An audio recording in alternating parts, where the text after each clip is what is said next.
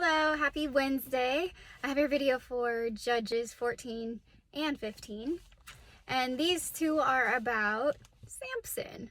Now, when I was a kid, I remember hearing about Samson as if he was like one of the great Bible heroes.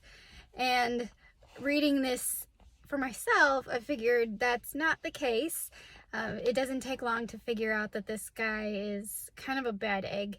And starting in chapter 14, he's figuring out who he wants to marry and kind of picking and choosing. He really gives himself over to like any lust he has. Very little self-control on this guy. He has some major anger issues, and he likes to encourage the cycle of retaliation. So he doesn't make any attempt to like do the right thing or put a stop to the madness. Now he does end up slaying some Philistines, which they were trying to destroy the Israelites. So, I mean, like, overall that was good.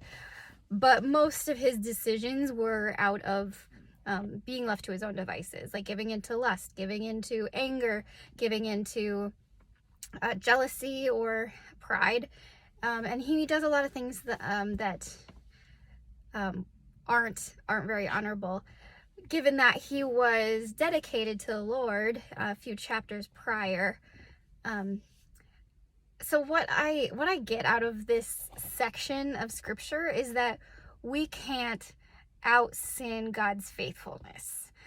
Like, I don't think Samson could have been bad enough for God to be like, I'm going to go back on my vow. I'm going to go back on this. God knew what was going to happen all along and ends up using it for his glory, which is crazy, because this guy, you're like, this is the least qualified guy in the world, and that might be true, but we can't out-sin God's faithfulness, which is cool. I'm excited to see what happens next in this story.